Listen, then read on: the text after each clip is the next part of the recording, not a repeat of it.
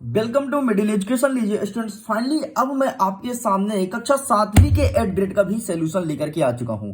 कक्षा 7 के बच्चों को बहुत सारा इंस्टाग्राम में मैसेज था कि हमारे एट ग्रेड का भी सॉल्यूशन दीजिए, तो फाइनली अब आपके सामने प्रेजेंट है। मैं यहाँ पर विज्ञान विषय का लेकर के बात करने वाला हूँ। देखिए स्टूडेंट्स, जैसे मैं पेज को ओपन करता हूँ तो यहाँ पर सत्र 2022-23 की किताब का ही पूरा सॉल्यूशन देने वाला हूँ।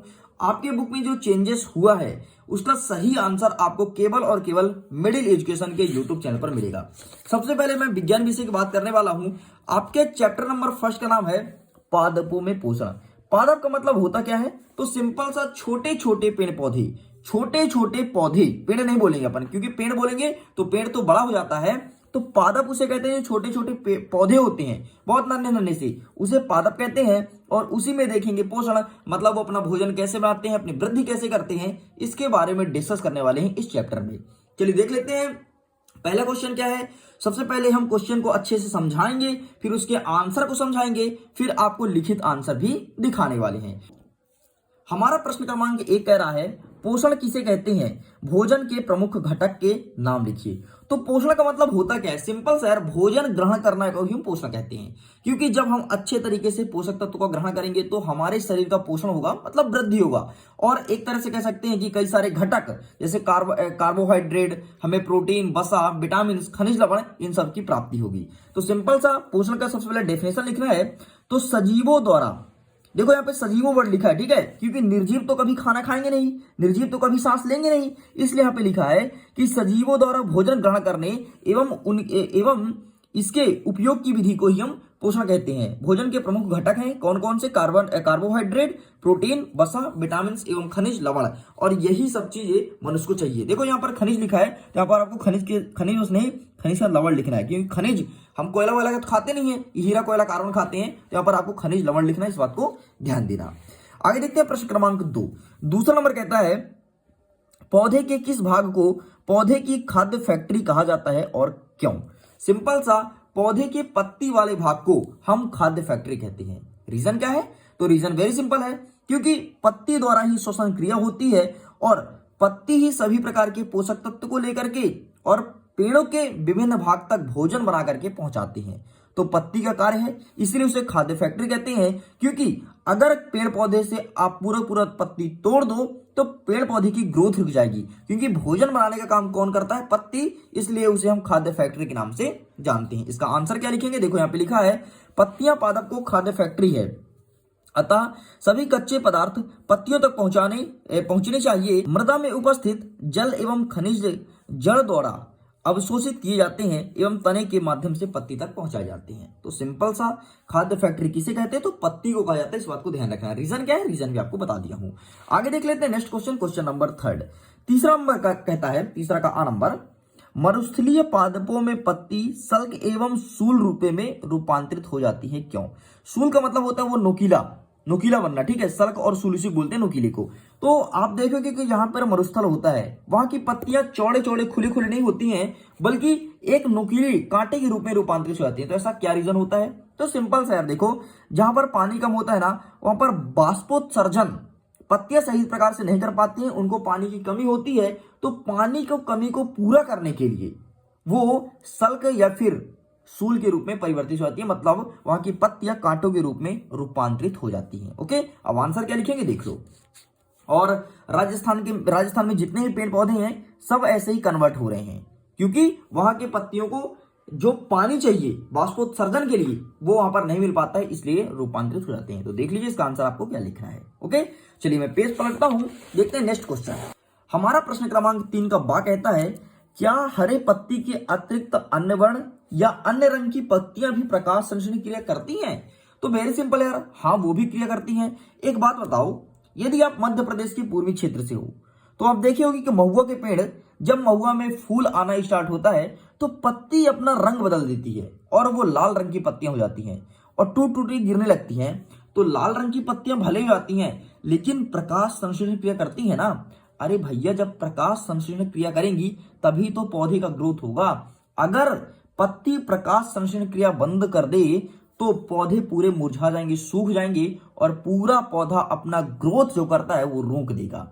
ठीक है। तो चाहे पत्ती कोई भी रंग की हो, हरी, काली, नीली, पीली, कोई भी रंग की हो, सभी में प्रकाश संश्लेषण क्रिया होती है, क्योंकि पत्ती में उपस्थित होता है क्लोरोफिल, और क्लोरोफिल के सहायता से ही प्रकाश संश्लेषण की क्रिया संपन्न होती है। ठीक है, मुझे उम्मीद है आप समझ गए होंगे। इसका आंसर क्या लिखना है? यहाँ पे लिखा है हाँ करती है क्योंकि।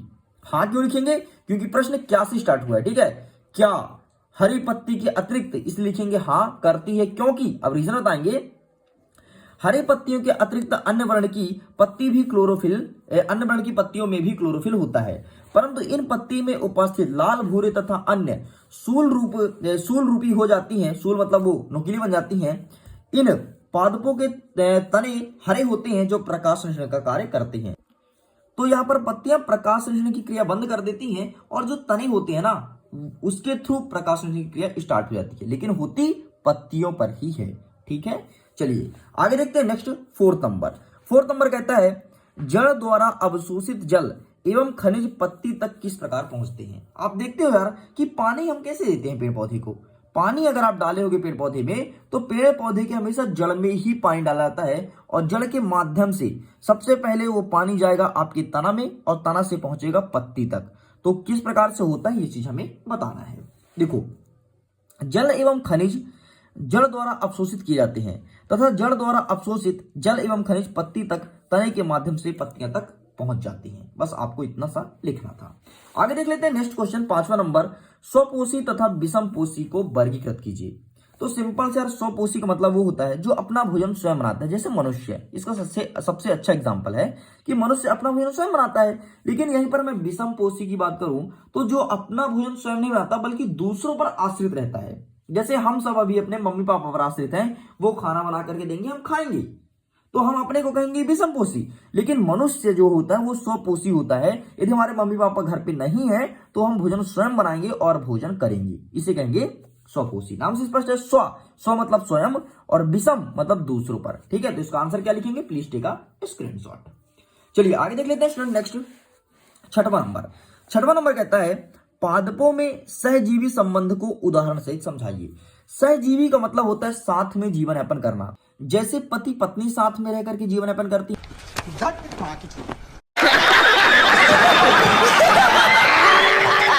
और भी बहुत प्रकार के जीव जंतु होते हैं जो साथ में रहकर के जीवन यापन करते हैं।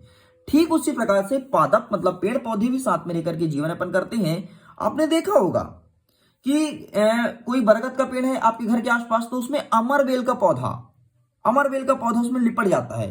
तो वो लिपट जाता है तो सहजीविता का एक अच्छा एग्जाम्पल है, क्योंकि अमरबेल का जो पौधा है वो आपके बरगद के पेड़ के साथ सहजीवन यापन करता है, मतलब साथ में जीवन यापन करता है। वो जितना एनर्जी बरगद का पेड़ ले रहा है उतना अमरबेल को भी मिल रहा है, उसे सहजीवी कहेंगे। एंड देख लो, इसका आंसर कुछ इस प्रकार से आपको लिखना है। यहाँ पर जो आंसर लिखा है ना 100% सही और जेन्युइन है, और आपकी बुक से निकाल करके आंसर लिखा गया है, तो आंख बंद करके ट्रस्ट कर सकती हैं। आगे देख लेते हैं नेक्स्ट 7वां नंबर। परजीवी एवं मृत जीवी को उदाहरण से समझाइए। देखो, परजीवी का मतलब होता है दूसरे के थ्रू भोजन लेना, या फिर भोजन दूसरा बनाए और मैं जाके गप्पा गप्पा खा जाऊं, उसे कहेंगे परजीवी। लेकिन मृत जीवी का मतलब होता है जो मरे व्यक्ति को खाए। व्यक्ति नहीं हो सकता, यहाँ पर कोई भी चीज हो सकता है, लेकिन जो मरे लोग को खाए, जो मर जाए, नष्ट हो जाए, उसको खाए, उसे कहते हैं मृत जीवी। अरे देखते हो ना यार, जैसे कभी कभी कोई गाय बैल भैंस या फिर कुछ भी खत्म हो गई, ठीक है, कुत्ता वगैरह, तो देखते हो उसमें कीड़े पड़ जाते हैं, अपने से कीड़े पड़ जाएंगे, उसे कहेंगे मृतजीवी। वो मृतजीवी कीड़े होते हैं क्योंकि मरे हुई चीज को खाते हैं, ठीक है, तो उसे मृतजीवी कहते हैं। लेकिन परजीवी मतलब दूसरों पर आश्रित होना, दूसरे भोजन आए और जाके हम उसे गप्पा गप्पा खा गए, उसे कहेंगे परजीवी। समझ गए? तो प्लीज आप इसका स्क्रीनशॉट ले लो एंड यही आंसर लिखना, क्योंकि 100% सही और जेन्युइन आंसर है। अगर आप इन आंसर्स को लिखेंगे ना तो डेफिनेटली जब आपके स्कूल में आपकी बुक चेक होगी वाली, तो आपके शिक्षक बोलेंगे कि वाकई यार ये बंदा जो आंसर लिखा है ये नेक्स्ट लेवल का आंसर है, आंसर बहुत अच्छा लिखा है, आपका तारीफ ही होगा बल्कि। ठीक है, इसलिए फटाफट प्लीज वीडियो को लाइक कर दो। देखो लाइक कितने कम दिख रहे हैं यार, और शेयर कर दो अपने दोस्तों के साथ। कितने कम लोग देख रहे हैं, देखो 4-5 लोग तो देख ही रहे हैं, तो प्लीज शेयर कर दीजिए फटाफट, ताकि सभी को प्रॉफिट मिल जाए। और बता दीजिए कि मिडिल एजुकेशन में अब कक्षा 7वीं के 8 ग्रेड का भी सोल्यूशन देना स्टार्ट कर दिया है। चलिए आगे देख लेते हैं 8वां नंबर। 8वां नंबर कहता है कीट भक्षी पादप भोजन का भक्षण किस प्रकार करते हैं, चित्र सहित समझाइए। सबसे पहले मैं आपको ऐसे समझा देता हूं, फिर चित्र भी दिखा दूंगा। देखो, कीटभक्षी मतलब क्या होता है, एक ऐसा पौधा होता है जो पहले खुला रहेगा और जैसे ही कीड़े उसके आसपास आए तो तुरंत वो ढक्कन गिरा देगा और कीड़े को अच्छा चबा देगा, पाचन कर देगा, पचा लेगा। फिर जब कीड़ा पूरी तरह से मर गई, पच गई, तब जाकर के ढक्कन पूरा खुल जाएगा। वो ऐसा पौधा होता है। मैं इसका चित्र दिखा देता हूं आपको, उसे कहते हैं कीटभक्षी पौधा। ये देखो, ये पौधे को देख रहे हो, ये इसका ढक्कन खुला है, ठीक है, पत्ती द्वारा ढक्कन होता है।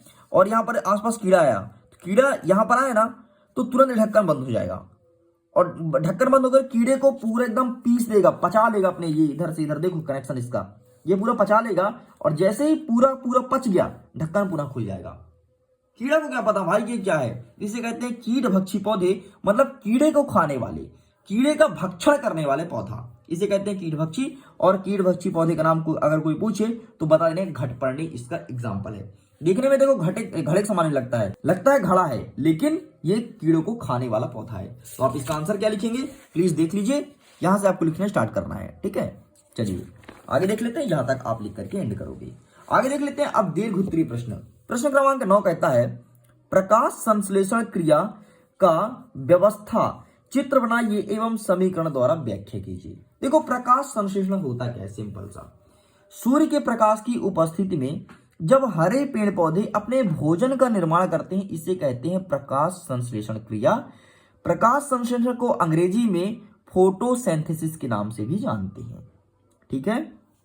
तो बोला है इसका समीकरण बताना है, तो समीकरण यहां पे लिखा गया है, कार्बन डाइऑक्साइड प्लस जल, सूर्य के प्रकाश की उपस्थिति में पत्ती में होता है क्लोरोफिल, और अंतिम में जो बनता है वो बनता है कार्बोहाइड्रेट, मतलब C6H12O6, और ऑक्सीजन निकलता है जिसको फिर हम लोग यूज करते हैं, ठीक है। पेड़ पौधे क्या लेते हैं, कार्बन डाइऑक्साइड लेते हैं, तो सबसे पहले कार्बन डाइऑक्साइड लिखोगे, कार्बन डाइऑक्साइड में पानी मिला दोगे तो सूर्य के प्रकाश और क्लोरोफिल की उपस्थिति में रिएक्शन होगा, अभिक्रिया होगा, और अंतिम में जो उत्पाद बनेगा वो बनेगा कार्बोहाइड्रेट और बनेगा ऑक्सीजन। फिर ऑक्सीजन का यूज हम सब मनुष्य करते हैं। फिर क्या बोला है, चित्र बनाइए ना, तो देखो चित्र कुछ इस प्रकार से आपको ड्रॉ कर देना है। ये रहा हमारा मिट्टी, इसके ऊपर घास फूस उगे हैं, ये रहा पेड़, ये फूल लगा है, ये रहा पत्ती, ये रहा सूरज, सूरज से किरणें आया यहाँ पे, ठीक है। ये देखो CO2 में दे दिया और इसके साथ हो गया रिएक्शन होकर के ऑक्सीजन रिलीज हुआ। देखो एरो ऐसे बना, ये देखो एरो ऐसे बना है, फिर एरो ऐसे बना है, मतलब इधर आया पत्ती में, फिर पत्ती से निकल के ऑक्सीजन हम लोग को निकल आया, ठीक है। बस इतना था आपको लिखना था। आगे देख लेते हैं अंतिम प्रश्न 10वां नंबर। 10वां नंबर कहता है, मृदा में पोषण तत्वों की पुनः पूर्ति किस प्रकार होती है। पुनः पूर्ति का मतलब होता है कि मृदा जो अपनी उर्वरक शक्ति खो दिए हैं उसको हम दोबारा उर्वरक कैसे देंगे। तो इसका एक अच्छा एग्जाम्पल है, आजकल देखते हैं कि रासायनिक खाद का यूज करते हैं, इसके अलावा हम अपने जैविक खाद का भी यूज करते हैं जो गाय के गोबर से बनती है, ठीक है। तो जैविक खाद रासायनिक खाद के थ्रू हम जो मिट्टी होता है उसको अगेन पोषण देंगे, क्योंकि जो रासायनिक खाद होता है उसमें होता है नाइट्रोजन, पोटेशियम और फास्फोरस, देखो यहाँ पे लिखा है, जिनके थ्रू मृदा को पोषण मिलता है। बस आपको इतना सा आंसर लिख करके कंप्लीट करना था। देखो कहानी के तौर पर एक एक चीज मैं बता दी हूँ, बाकी वही सब चीजें लिखा है, तो प्लीज आप इसका स्क्रीनशॉट ले लीजिए, इसका भी स्क्रीनशॉट ले लो एंड यही आंसर लिख करके आना। तो इस प्रकार से स्टूडेंट देखिए पाठ एक पूरा कंप्लीट हो गया है। जल्द ही मिलते हैं चैप्टर नंबर 2 के साथ। हमारे चैप्टर का नाम है प्राणियों में पोषण, इसको भी कवर करेंगे। तो अगर ये वीडियो पसंद आए तो प्लीज वीडियो को लाइक कीजिए, अपने दोस्तों के साथ शेयर कीजिए, और मिडिल एजुकेशन में पहली बार आए तो चैनल को सब्सक्राइब कर लो, क्योंकि यहाँ पर आपको आपके बुक का फुल सोल्यूशन, इसके अलावा क्वेश्चन पेपर भी प्रोवाइड कराए जाते हैं। सो वीडियो को एंड करता हूँ, जल्द ही मिलते हैं सेकंड पार्ट के साथ।